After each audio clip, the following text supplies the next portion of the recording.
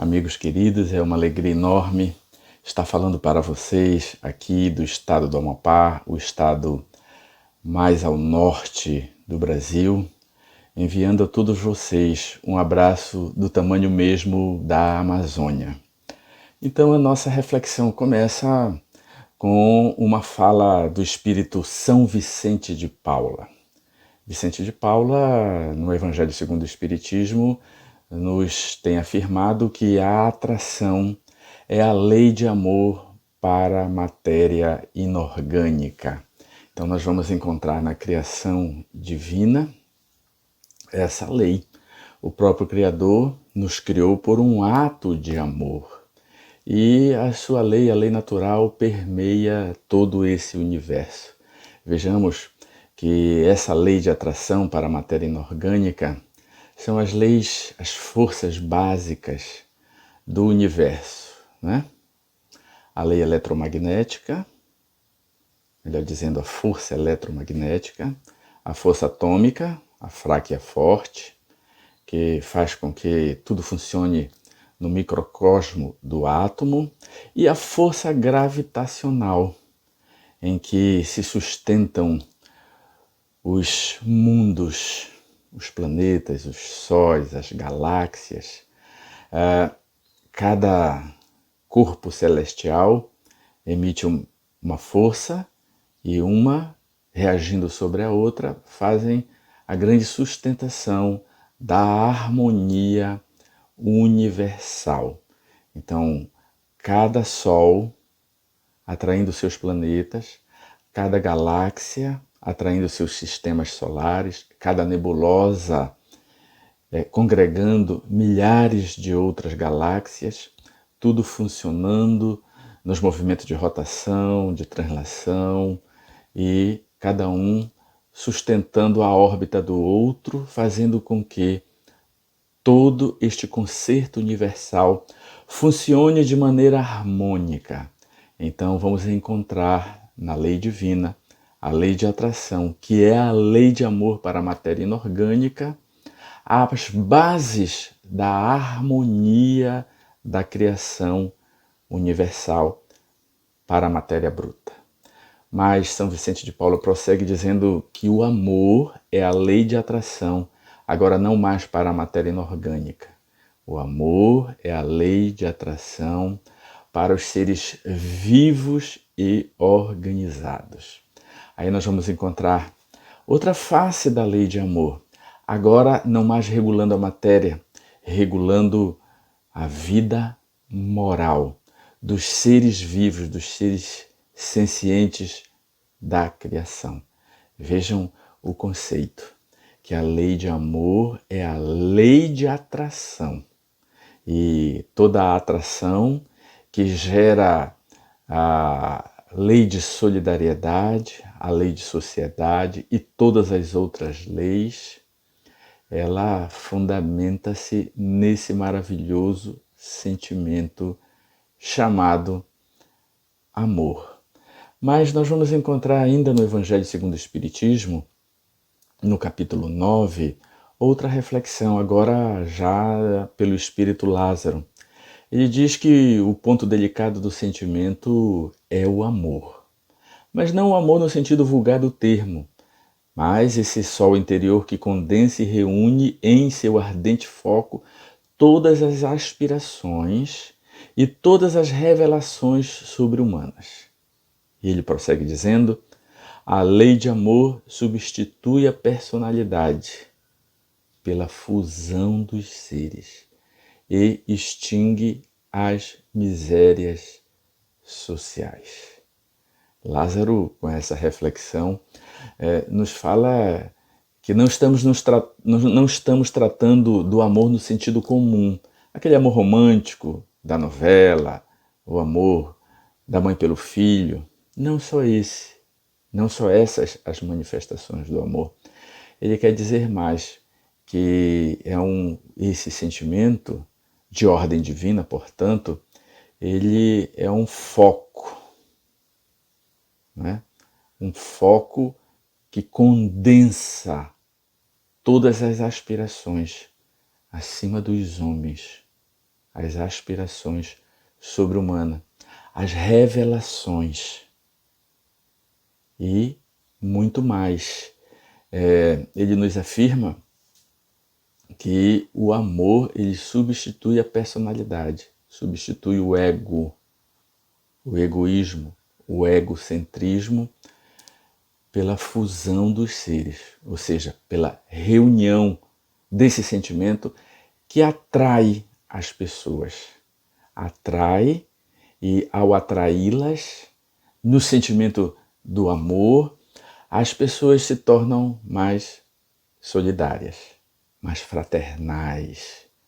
E a base da solidariedade e da fraternidade é justamente esse sentimento de ordem divina. Existe uma força no universo, a força do deutropismo, que é uma força que nos atrai para Deus, do Criador para a criatura. E a outra força do amor, que é a mesma força do deutropismo, que atrai as criaturas para as criaturas. Por isso que o ser humano é um ser gregário. Ele se une desde os primórdios da evolução, ele se unia arranjando estratégias para a caça. Um espantava de um lado, o outro esperava para dar o bote e caçar, sempre em comunidade.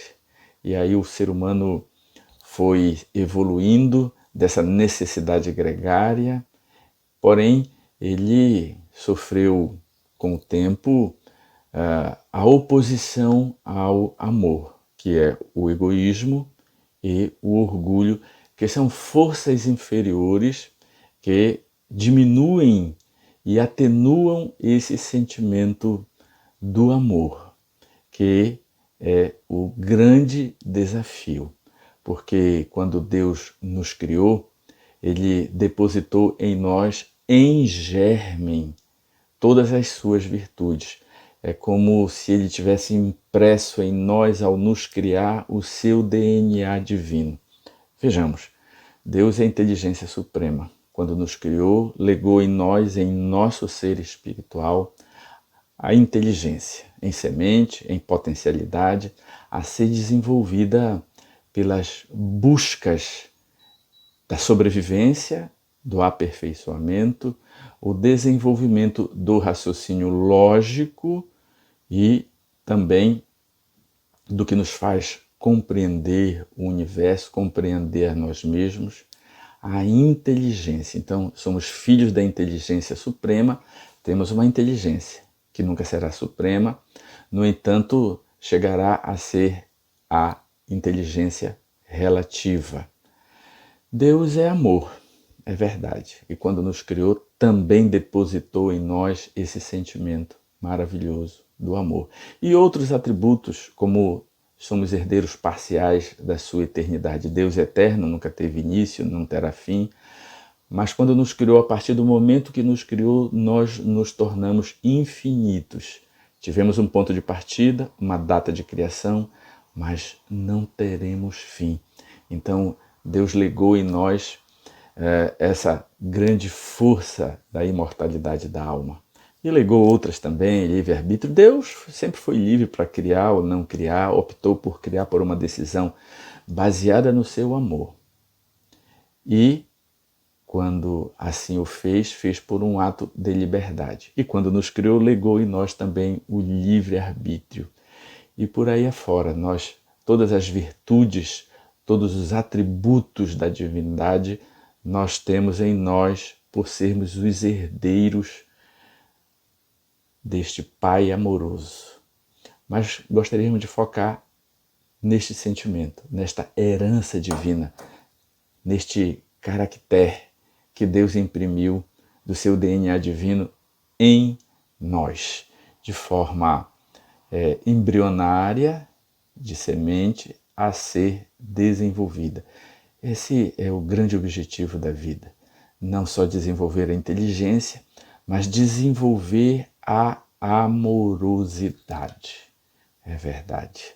O amor, então, sendo ele um sentimento de origem divina, portanto, ele tende a nos atrair nos aproximar, mas não de uma maneira comum, por interesse, por atração, outra que não esse sentimento que, além de unir os seres, estabelecem uma relação felicitadora.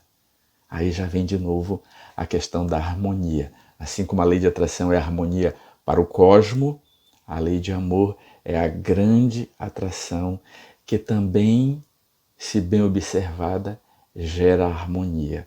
E a harmonia é a base da felicidade. Se poderíamos atribuir um efeito colateral, um efeito do amor, é que ele felicita.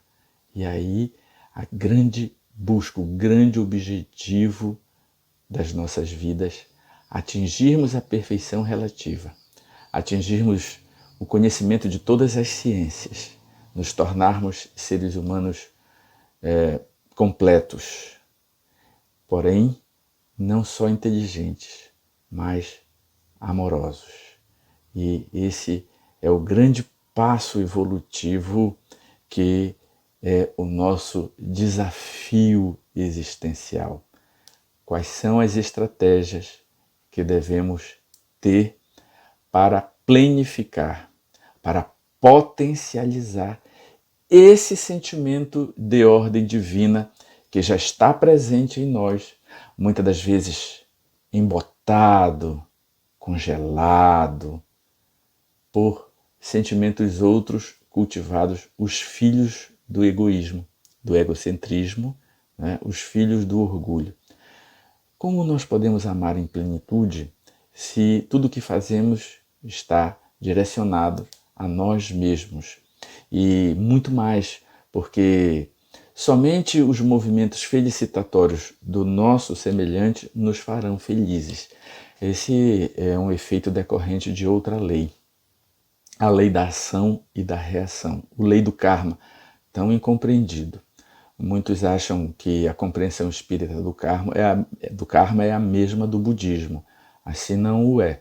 Para nós, a lei do karma, a lei da ação e da reação, ela é corolário da lei de amor e de justiça, portanto uma lei educativa. E a lei divina, como vamos encontrar no Livro dos Espíritos, quando Kardec pergunta se a lei natural é a lei de Deus, e os Espíritos respondem dizendo que sim, a lei natural é a lei de Deus, única para a felicidade do homem, e ele só é infeliz quando dela se afasta.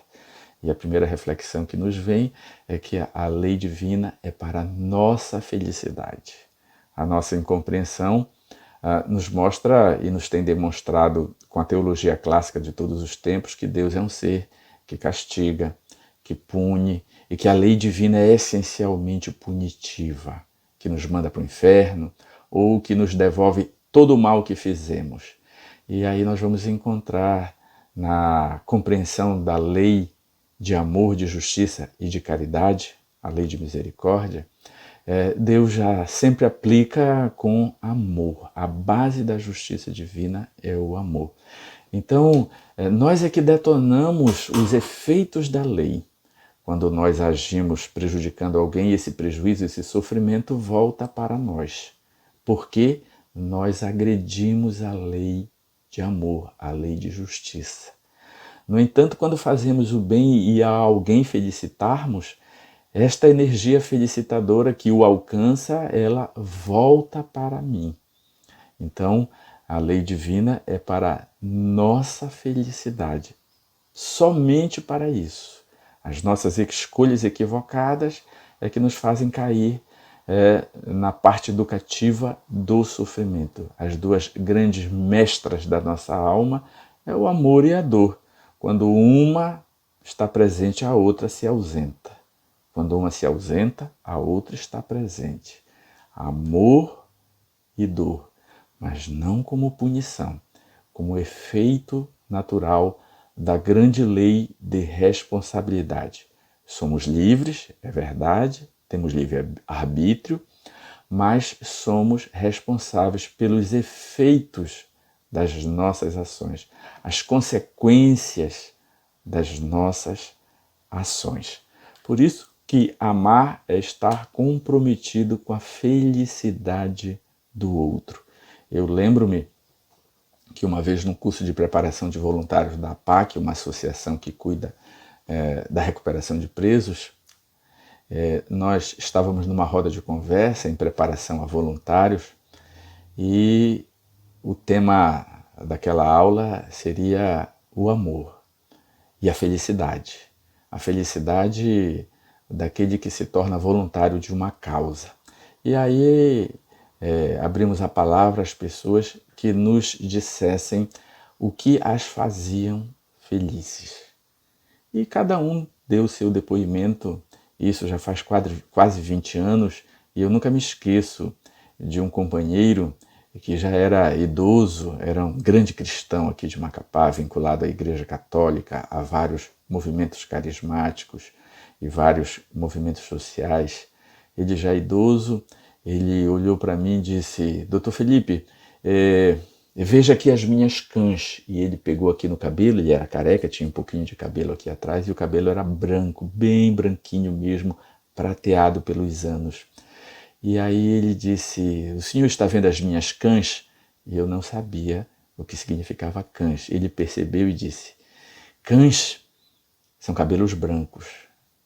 É o resultado do tempo, da experiência.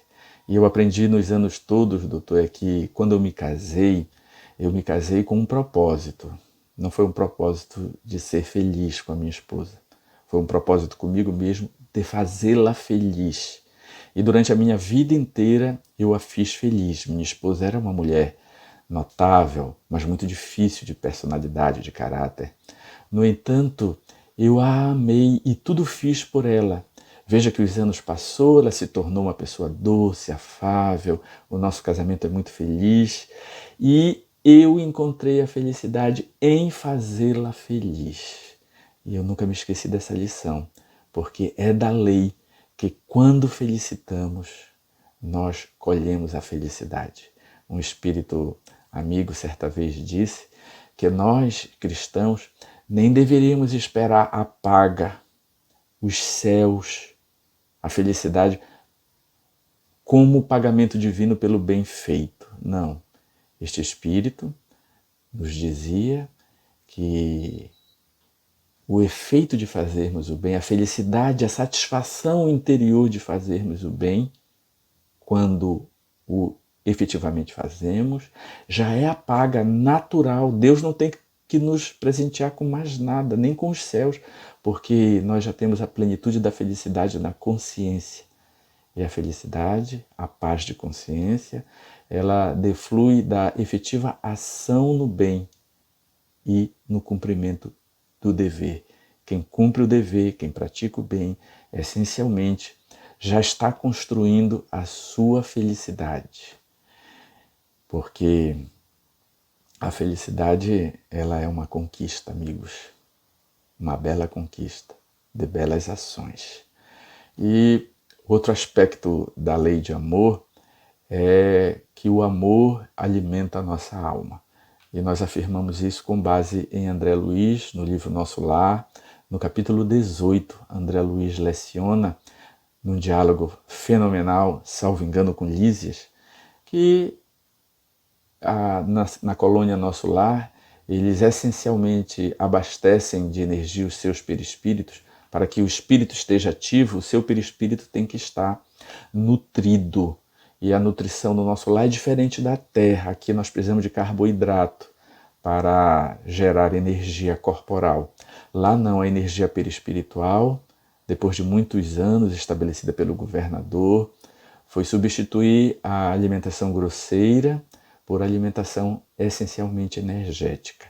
Lá eles extraem energia de várias formas. A primeira delas é pela respiração e absorção de recursos da atmosfera. A segunda é a magnetização das águas, que é feita pelos ministros da União Divina, que magnetizam a água a ser consumida, a água captada no Rio Azul, lá nos bosques das águas, e estes ministros magnetizam a água, transformando-a em fluidos positivos e energéticos. a serem consumidos por todos os da colônia, especialmente pelos doentes. Nós vamos encontrar André Luiz quando estava na enfermaria, logo que foi resgatado do umbral, ele tomava um caldo reconfortante, que era uma sopa rala, né? Mas essencialmente energética. E essa sopa, naturalmente, que eram fluidos condensados, sucos especiais extraídos de frutas, apenas para os trabalhadores do nosso lar que têm as funções, vamos dizer assim, mais materiais da produção de alimentos para a colônia, os sirineus da caridade que descem aos umbrais e precisam de muitas energias para socorrer os espíritos que estão lá. A maioria, entretanto, dos lidadores e dos cidadãos de nosso lar consomem a energia da água magnetizada pelos ministros da união divina e também a água é submetida aos raios solares, que com seu magnetismo também contribui com a fluidificação dessas águas. Mas Lísia diz que durante a noite os jovens vão aos campos de músicas e lá confraternizam entre si, reabastecendo uns aos outros pela troca energética. E aí ele conclui que o amor, a convivência fraternal, que Kardec já dizia, a cordialidade que imprime a harmonia, que imprime a simpatia, a amizade e a unidade de pensamentos nas reuniões mediúnicas e nas reuniões espíritas em geral, a cordialidade é que faz a afinidade. E a afinidade nasce das identidades de propósitos, de sentimentos e desgostos. Ora, aqueles que se reúnem para fazer o bem vão criando afinidade. E ao criarem afinidade, vão se alimentando entre si, na terra e, sobretudo, no mundo espiritual. Então, assim como o nosso corpo precisa de alimento, a nossa alma também precisa. Nós somos vitalizados psiquicamente por amor. Primeiro, o amor divino. Segundo, o amor carreado por Jesus, por todos nós. O amor dos nossos benfeitores que nos sustentam, que nos orientam, que nos auxiliam. Mas essa troca energética entre os seres. Então, a nossa alma, o nosso ser, nós essencialmente nos alimentamos de amor. Por isso que quanto mais doamos, mais recebemos. E aí vem a lei, a grande lei desvendada por Jesus. Certa feita, os doutores da lei se aproximaram dele para fazer uma pegadinha, a fim de que ele afrontasse a compreensão da lei, já que para os judeus todas as leis tinham o mesmo peso, tinham o mesmo valor, o decálogo, os 10 mandamentos. E então eles se aproximaram de Jesus sorrateiramente e fizeram a grande proposta para o tentar e fazer com que a ira dos judeus se abatesse sobre ele. E perguntaram então, Jesus, qual o maior mandamento? Qual o grande mandamento da lei? Jesus olhou, lendo as suas almas, percebendo que aquilo era uma armadilha, aproveitou a oportunidade para educá-los e nos educar para a eternidade. Disse o Mestre, a primeira grande lei. A primeira grande lei é amar a Deus sobre todas as coisas, com toda a sua força, com todo o seu coração. Amarás o teu Deus. Eis o primeiro mandamento. E eis o segundo, que é semelhante a este, que equivale, portanto, a este. Amarás o teu próximo como a ti mesmo. Então aí vem a dedução de toda a nossa necessidade de nos alimentarmos deste amor. Amar a Deus, esse é o grande desafio. Mas como amar a um ser que não conhecemos? Apesar de, no Livro dos Espíritos e na Gênesis já estarem ali elencados os atributos da divindade, os benfeitores espirituais orientaram a Kardec que na essência divina nós não temos capacidade de penetrar, porque nos falta um sentido. Nos falta um sentido na nossa alma ainda não desenvolvida, incompleta, portanto. Esse sentido é o sentido do amor, da plenitude do amor. Como amar um ser que nós não vemos e não compreendemos?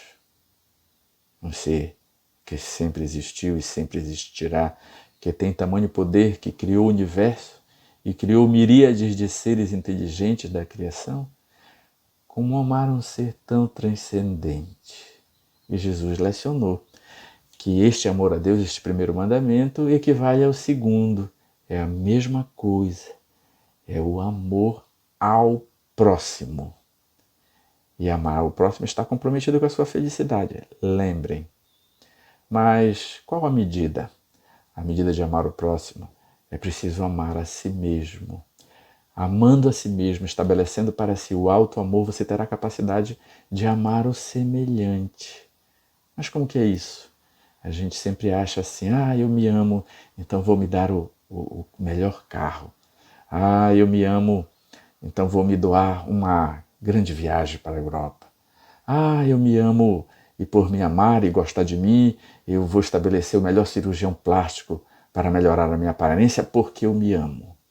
Em verdade, amigos, esse amor é um amor ainda egóico, um amor ainda apequenado, porque o grande amor a si mesmo é estabelecer harmonia, primeiro consigo, estabelecer amor para consigo, estabelecer o que os psicólogos chamam de uma autoimagem positiva, né? Gostar de si mesmo. Mas não é gostar do corpo físico, é estabelecer uma alta imagem positiva de si mesmo. E aí você vai, ao se amar, você vai querer estabelecer aquilo que é melhor para você, né? Nós partimos do auto-amor por essa autoestima que os psicólogos falam que é muito importante para a saúde emocional. Autoestima. Autoestima é a capacidade de você perceber coisas boas em você. É a visão que você tem de si mesmo. Se essa visão é positiva, ela transbordará para o semelhante. E veja que o auto-amor está ligado ao amor ao semelhante, porque se eu amo o semelhante e o felicito, ao felicitá-lo na ação generosa, que nós conhecemos como caridade, caridade material, mas sobretudo caridade moral, como entendia Jesus, lembrem, né? Quando estabelecemos esse amor e tudo fizemos pelo bem do nosso semelhante, este bem que fizermos volta para nós. A felicidade que nós fizermos a ele volta para nós e nos felicita. Veja como está tudo imbricado. Ao fazermos o bem e felicitarmos os outros, nós estaremos nos felicitando. E nos felicitando e felicitando ao próximo, que é filho de Deus igual nós vamos estar amando a Deus. Daí porque é o grande mandamento, que é um único, dividido didaticamente em dois, mas é o único, né? E aí nós vamos nessa ação generosa, porque amar se aprende amando efetivamente, né? Nós vamos chegar ao amor maduro. Sim, amigos, não tem um caminho para desenvolver o amor senão praticá-lo. E o amor maduro, ele vai se aprimorando e chegando ao ponto de amar o outro apesar dos seus defeitos, apesar da diferença. É verdade, amar os iguais a nós, os nossos familiares, os nossos amores que já conquistamos desde vidas passadas é muito fácil. O grande desafio é aprender a amar os outros apesar dos seus defeitos, apesar da diferença. Amar o diferente é outro patamar do desenvolvimento desta faculdade. Não é que nós vamos concordar com seus equívocos, concordar com as suas excentricidades. Nós podemos até não concordar, podemos até discordar. No entanto, nós damos o direito a ele, nós respeitamos o seu dever de assim sê-lo, de estar inferior, como somos nós também inferiores. Nós temos algumas conquistas, é verdade, mas nós temos defeitos também. Só quem não tem defeito é aquele que já percorreu o caminho, o Cristo. E é nosso guia e modelo, porque conhece o caminho, já transitou no caminho evolutivo e pode nos guiar. E é modelo porque a sua conduta é a inspiração para nós, nos modelarmos com ele. Não é?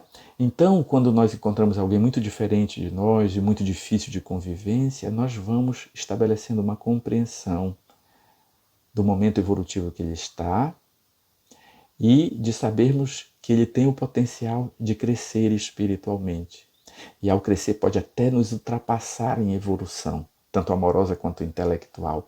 Então, nós não somos maiores que ninguém, nem melhores. Nós estamos no mesmo patamar. Às vezes com um pouquinho na frente, às vezes com um pouquinho atrás, de evolução. Porém, todos nós somos filhos de Deus. Vamos evoluir, vamos chegar à perfeição. E a lei de solidariedade fará com que esta caminhada seja uns sustentando os outros no caminho. E outro patamar ainda acima de amar os diferentes e os excêntricos, não é? E os difíceis, é a medida máxima do amor. É justamente aquela parte que Jesus nos recomenda, uma das mais aparentemente difíceis, que é amar o não amigo, amar o inimigo. Como amar alguém que nos pode trair, nos fazer o mal? E aí o Evangelho segundo o Espiritismo tem a fórmula.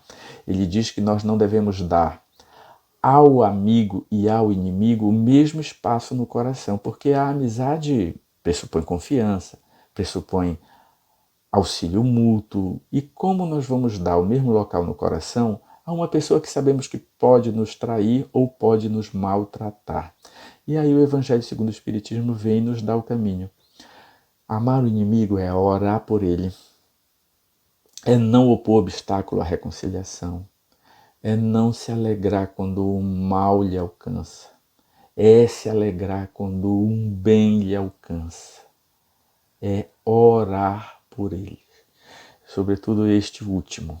Quando nós temos alguém antipático a nós ou alguém que nós ainda não conseguimos perdoar, porque há vários níveis de perdão, né? A mágoa máxima é quando a pessoa foi magoada e queira se vingar. Então o ódio está aí com toda a sua força.